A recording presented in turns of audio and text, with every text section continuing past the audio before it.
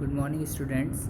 Last time मैंने आपको ये वर्कशीट भेजी थी, तो आज सबसे पहले हम क्या करेंगे, इस वर्कशीट का पहले सॉल्यूशन समझेंगे और उसके बाद फिर हम आगे बढ़ेंगे।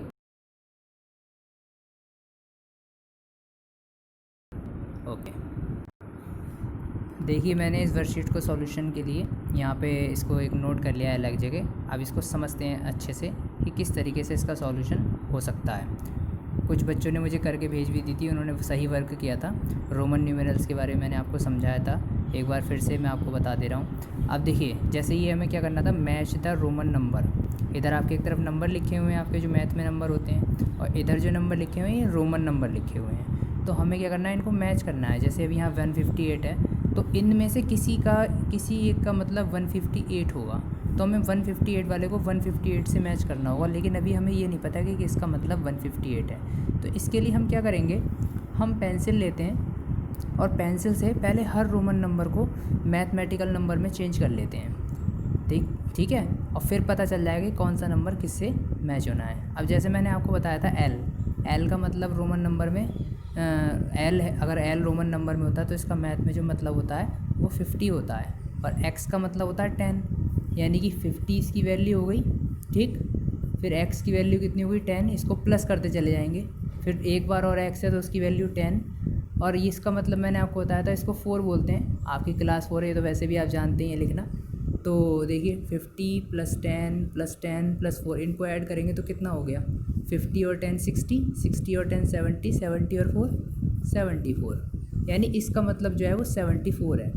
अच्छा, सी का मतलब मैंने आपको बताया था, सी का जो मतलब होता है वो कितना होता है, 100 होता है। सी की वैल्यू कितनी होती है, 100। तो इसका तो बस ओनली सी है, तो यहाँ पे 100 ही हो गई इसकी वैल्यू। ठीक, फिर थर्ड वाले का अगर हम देखें तो सी का मतलब 100, तो 100 हो गया। फिर प्लस एल है तो एल का मतलब 50 हो गया। फिर प्लस इसका मतलब क्या होता है आपका 5, और फिर आपके 3 ये लाइनें हैं तो इसके लिए 3 हम ऐड कर लेते हैं। तो 100 और 50 हो गए 100, यानी 150, और इसमें 5 और ऐड करेंगे तो 155, और 3 और ऐड करेंगे तो 158। तो इसका मतलब इसका 158 हो गया। फिर फोर्थ को देखते हैं, सी की वैल्यू 100, फिर प्लस करेंगे एल की वैल्यू 50 होती है, तो इसको मिला के हो गया 150। ये आप आपको याद करने पड़ेंगे। जो मैंने आपको चार्ट भेजा था लास्ट टाइम रोमन नंबर्स का, उससे आपको हर किसी की वैल्यू पता याद होनी चाहिए कि सी का मतलब 100 होता है, एल की वैल्यू 50 होती है, एक्स की वैल्यू 10 होती है ना, वी की वैल्यू 5 होती है, ये आपको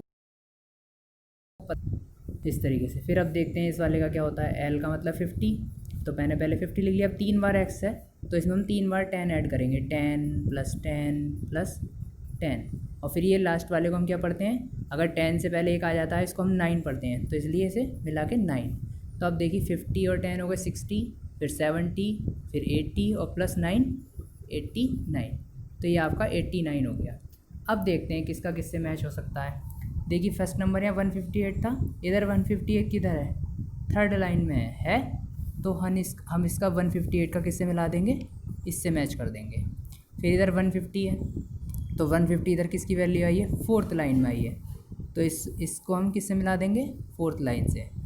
फिर 74 थर्ड लाइन में, इधर 74 किधर है, फर्स्ट लाइन में। देखिए 74 इसकी वैल्यू आई है, तो 74 को 74 वाले से मैच कर देंगे। फिर 89 है फोर्थ लाइन में, तो 89 किसकी वैल्यू आई है, फिफ्थ लाइन में, तो फोर्थ लाइन का फिफ्थ लाइन से मैच हो जाएगा। और अब कौन सा बचा इधर, लास्ट 100, और इधर 100 किधर है, सेकंड लाइन में, तो इससे इसको मैच कर देंगे।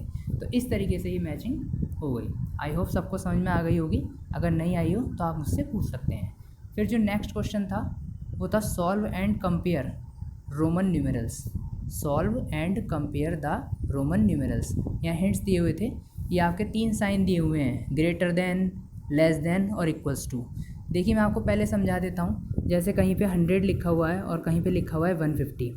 अगर हमें इसमें ये पता है कि 150 ज़्यादा होता है 100 से, तो हम इसमें साइन इस तरीके से लगाएंगे।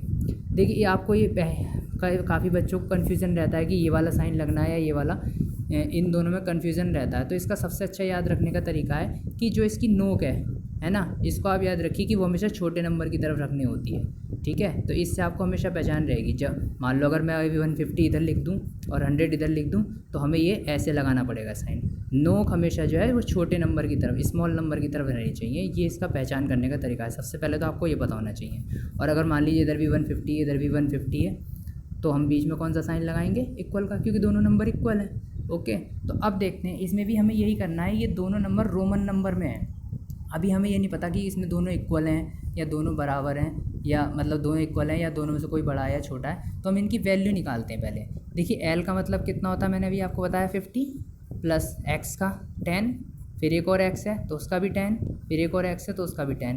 50 10 10 10 को ऐड करेंगे तो 50 और 10 60, 60 और 10 आपके 70, और 70 और 10 80। तो इसकी वैल्यू कितनी हो गई, 80 हो गई। ओके, अब इधर निकालते हैं। इधर सी की वैल्यू कितनी 100 होती है, एक्स की वैल्यू 10, फिर एक्स की वैल्यू 10 इस वाले में। तो 100 और 10 आपके 110, और 110 में 10 ऐड करेंगे तो आपके हो गए 120, और इसमें 9 ऐड करेंगे तो 129। ओके, अब देखिए ये 180 है और ये 129 है। तो अब इस किसकी वैल्यू ज़्यादा हो गई, इसकी ज़्यादा हो गई। तो और ये स्मॉल नंबर है, ये ग्रेटर नंबर है, तो हम इसमें साइन इधर लगाएं, यानी नोक जो रहनी चाहिए वो स्मॉल नंबर की तरफ रहनी चाहिए। ओके, अब देखिए आगे बढ़ते हैं। ये वर्कशीट तो मैंने आपको समझा दी है। ये जो अभी जितना भी वर्कशीट वगैरह मैं आपको सॉल्व करवा रहा हूँ, ये चैप्टर नंबर 3 जो आपका हुआ है ट्रिप टू भोपाल, उससे रिलेटेड है। और अभी जो है एक हम आज टेस्ट में आपको समझाऊंगा। हालांकि टेस्ट है वो, लेकिन मैं फिर भी आपको हर क्वेश्चन को अच्छे से समझा दूंगा और हिंट्स दे दूंगा। उसके बाद वो आप सब लोगों को अपनी फेयर नोटबुक में खुद सॉल्व करना है। मैं सिर्फ आपको हिंट्स समझाऊंगा। और ये टेस्ट जो है, जो अभी तक आपने चैप्टर नंबर 1, चैप्टर 2 और चैप्टर 3 पढ़े हैं। चैप्टर 1 आपका था चैप्टर 1 आपका कौन सा था, सभी को याद होगा, और वो था पैटर्न से रिलेटेड चैप्टर था। और चैप्टर 2 जो था आपका लॉन्गर शॉर्ट था, जिसमें डिस्टेंस के बारे में आपको समझाया गया था, यूनिट्स वगैरह जैसे, और यूनिट्स जो होती हैं जैसे लेंथ को हम मीटर में नापते हैं, सेंटीमीटर में नापते हैं, ये चीज़ें समझाई गई थी। और थर्ड चैप्टर आपका ये ट्रिप टू भोपाल, ये आपने पढ़ा। अब इन्हीं तीनों चैप्टर से रिलेटेड इसमें क्वेश्चन है कुछ जो इस टेस्ट में पूछे गए हैं। तो ये आपको खुद सॉल्व करने हैं, लेकिन मैं आपको इनके हिंट्स समझा देता हूँ। ये टेस्ट की फ़ोटो मैं अभी आपको भेजूँगा अभी, तो समझते हैं।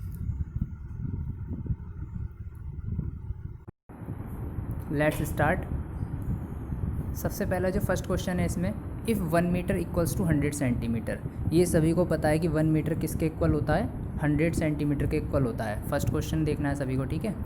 सो हाफ मीटर कितने के इक्वल होगा, आगे इसमें डैश लगा हुआ है, फिल यहाँ पे गैप फिल करना है आपको, कितने सेंटीमीटर के इक्वल होगा।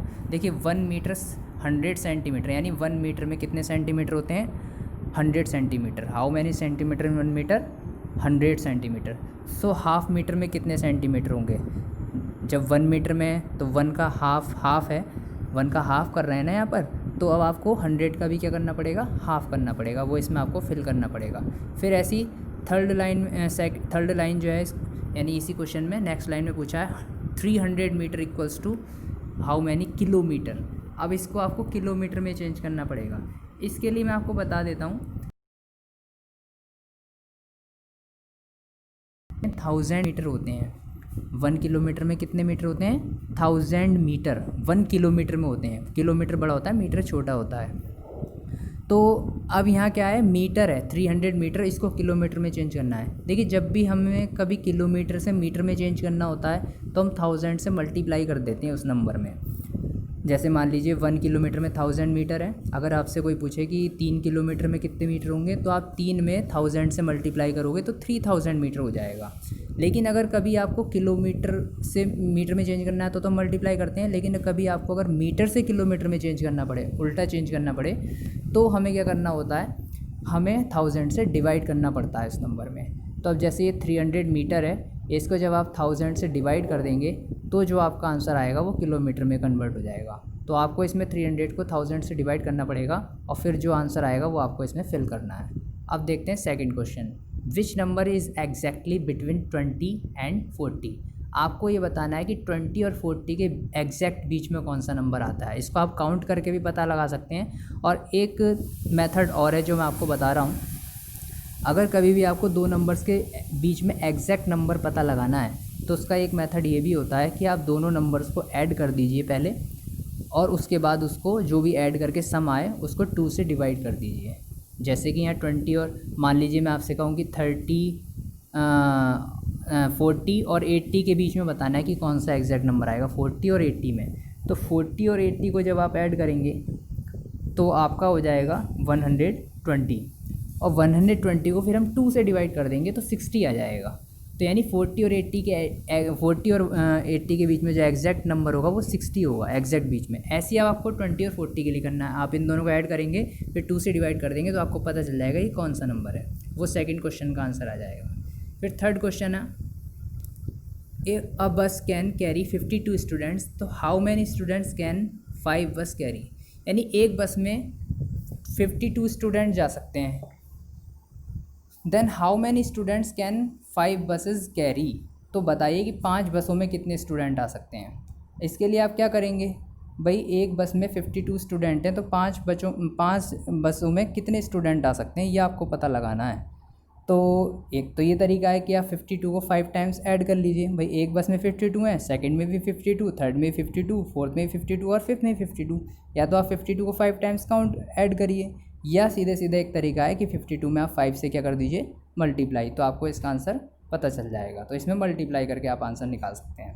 क्वेश्चन नंबर 4 है, इफ़ कॉस्ट ऑफ 1000 ब्रिक्स इस रेट्स 2000, फाइंड कॉस्ट ऑफ 500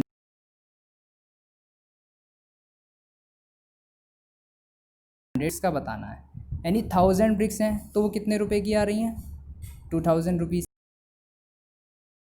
यानी 1000 की हाफ हो गई। तो रुपीज़ भी क्या हो जानी चाहिए, हाफ हो जानी चाहिए ना। तो बस 2000 का हाफ कर देंगे, आपको आंसर पता चल जाएगा। उसके बाद क्वेश्चन नंबर 5 है, the doctor told Sunil to run 5 kilometre every day to stay fit. यानी जो डॉक्टर है वो सुनील से कहता है कि आपको फिट रहने के लिए 5 किलोमीटर रोज़ाना दौड़ लगानी है, रोज़ाना रनिंग करनी है। तो ही टुक 1 राउंड ऑफ दिस फील्ड, एक फील्ड दे रखी है नीचे आपको दिख रही होगी, रेक्टेंगुलर फील्ड है ये। तो इसमें क्या करना है, वो एक राउंड लेता है इस फील्ड का।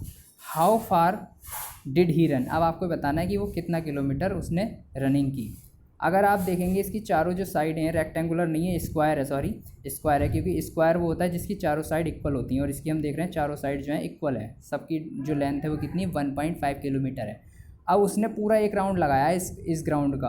तो अब आप समझ लीजिए आपको चारों साइड की डिस्टेंस क्या करनी पड़ेगी, ऐड करनी पड़ेगी। 1.5 को आप 4 टाइम्स इन चारों 1.5 को आप ऐड कर दीजिए तो आपको इसका आंसर पता चल जाएगा कि उसने कितने किलोमीटर रनिंग की। और एक तरीका ये भी है, क्योंकि ये 4 साइड हैं तो आप 1.5 में 4 से मल्टीप्लाई भी कर सकते हैं। 4 बार ऐड ना करके एक ही 1.5 में 4 से मल्टीप्लाई कर देंगे तब भी आपका आंसर आ जाएगा। फिर सबसे नीचे जो लास्ट क्वेश्चन है, I gave 5 apples each to 5 of my friends and 4 apples are left with me.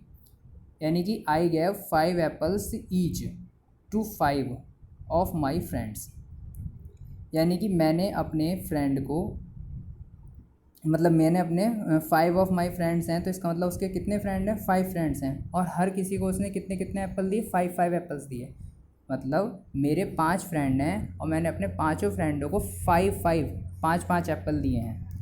यानी एक को 5 दिए, पहले फ्रेंड को भी 5 दिए, सेकंड को भी 5 दिए, थर्ड को भी 5 दिए, फोर्थ को भी 5 दिए और फिफ्थ को भी 5 दिए। And 4 apples are left with me, और उसके बाद भी मेरे पास 4 एप्पल बच गए। Then how many apples did I have, तो आपको बताना है कि मेरे पास स्टार्टिंग में कितने एप्पल्स थे।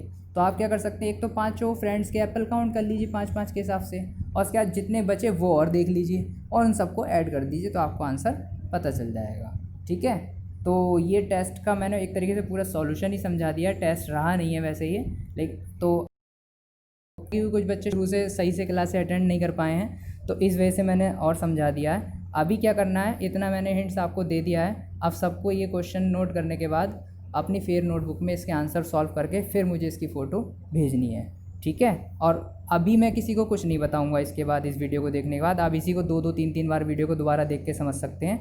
फ़िलहाल आपको खुद करना होगा। जब नेक्स्ट हम टाइम अगली क्लास लगाएंगे तब मैं इसका पूरा सॉल्यूशन लेके और आऊँगा और फिर आगे का टॉपिक हम सीखेंगे, फिर बाद में नया चैप्टर भी स्टार्ट होगा। ठीक है, और अभी ध्यान से मुझे वीडियो देखने के बाद मुझे जो है इसको वर्क करके आप मुझे इसकी फ़ोटो भेजेंगे। ओके, थैंक यू आज के लिए।